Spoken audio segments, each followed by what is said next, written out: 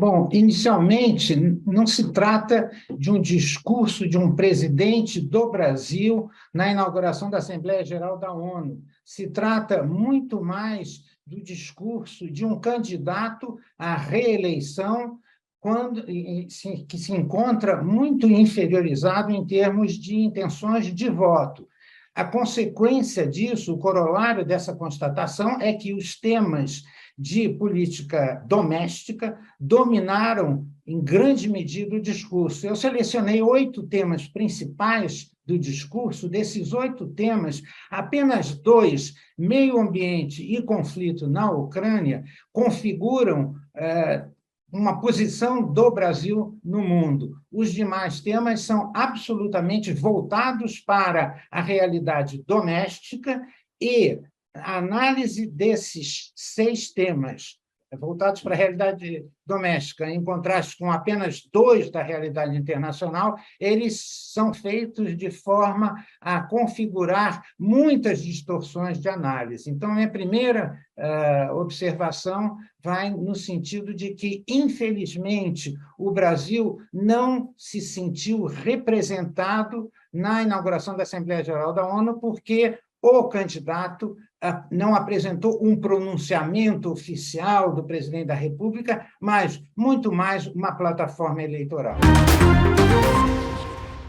E no caso da campanha, apesar de admitirem que em Londres Bolsonaro, vamos dizer assim, não seguiu o script esperado por eles, que teve ali um erro, sim, no saldo final, eles dizem, né, claro, é a campanha do Bolsonaro, a gente tem que salientar isso, não sou eu, que o saldo foi positivo.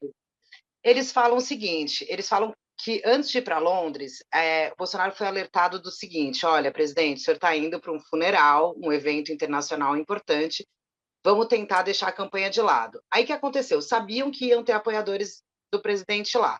Pediram a ele: presidente, agradeça aos seus apoiadores a presença e diga a eles que, olha, estamos num momento aqui de homenagens à rainha. Ou seja, para tentar mostrar, a estratégia era tentar mostrar um presidente sensível e que saberia deixar a campanha de lado. Ele não conseguiu fazer isso, então a campanha aponta que ali sim foi um erro e uma falha.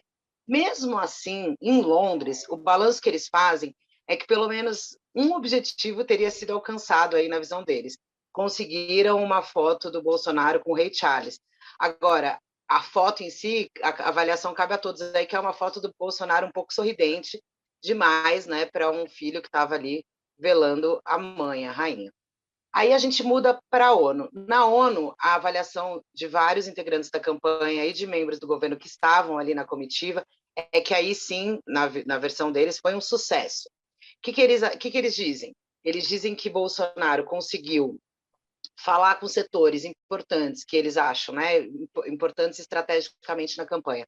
O agronegócio fez uma sinalização importante aí para o agronegócio, e nessa questão das mulheres, o Kennedy colocou aí todas as ressalvas, mas para a campanha, essa fala das mulheres é uma fala importante para tentar mostrar um presidente que tenta aí diminuir a rejeição nesse eleitorado. Inclusive, escolheram citar nominalmente o papel da Michelle, né?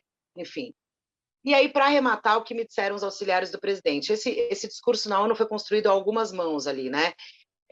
O Itamaraty deu um mote ali central, mas ministros do governo e integrantes da campanha participaram dessa formulação do texto, que, segundo eles, foi revisado hoje cedo por Bolsonaro ainda, que fez algumas alterações, e também, segundo essas fontes, foi Bolsonaro que decidiu incluir a menção ao 7 de setembro e encerrar o 7 de setembro, mesmo já tendo questionamentos judiciais.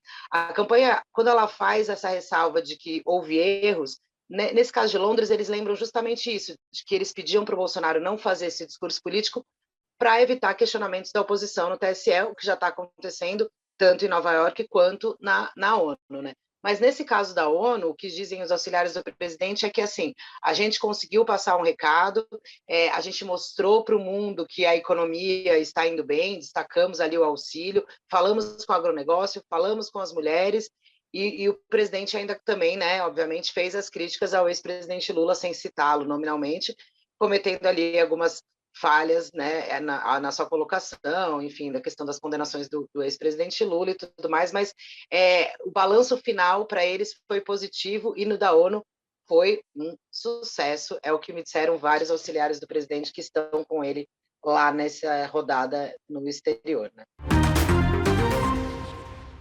Diego, melhor antes tarde do que nunca, é uma decisão correta do ponto de vista civilizatório e legal. Um decreto no mundo do direito, ele é inferior a uma lei, né? Um decreto não pode se chocar com o que dispõe a lei e a Constituição. E claramente os decretos do Bolsonaro são para armar a população, para facilitar o porte de armas. Não está nem e a compra, não está nem armando a população. O Exército não está conseguindo fiscalizar os clubes de armas e de caça, e essas armas estão indo parar na mão do crime organizado. O Bolsonaro está ajudando o crime organizado a obter mais armamentos. E os decretos dele estão em flagrante violação do Estatuto do Desarmamento. Se ele faz decretos para armar a população, ele está em desacordo com o que uma lei, cujo nome é Estatuto do Desarmamento, prevê. Portanto, a decisão do Supremo ela é correta e ela é civilizatória. A gente precisa restringir o porte e a posse de armas, e o Exército, em vez de estar preocupado em fiscalizar a urna eletrônica, em pressionar a Justiça Eleitoral indevidamente, deveria fazer o controle que não faz dessas armas. Portanto, o Supremo está de parabéns, é uma decisão civilizatória, pena que chega tarde, chega no final do governo, mas é claramente legal, porque um decreto no mundo do direito ele é inferior a uma lei e à Constituição. E esses decretos eles ferem o Estatuto do Desarmamento. Diego. O Bolsonaro precisa ir ao debate. Ele está em segundo lugar nas pesquisas, está vendo uma derrota iminente, ele precisa criar algum fato. O Lula pesou prós e contras.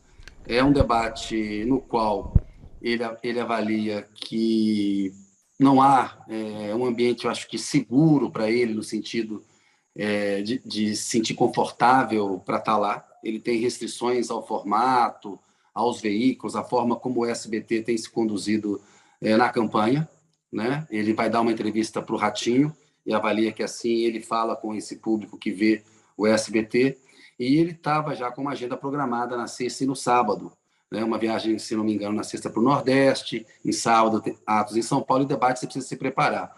Desde 3 semanas, eu já publiquei isso no UOL, a decisão era comparecer ao debate da TV Globo. Foi no da Band e no da TV Globo. O debate do SBT nunca teve em questão. Quando o Bolsonaro agora sinalizou que poderia ir, houve de novo uma conversa e eles reiteraram a posição anterior deles, de que não iriam ao debate do SBT, iriam apenas ao debate da TV Globo. Lula vai virar alvo do Bolsonaro, do Ciro, paga-se um preço pela ausência, paga-se também.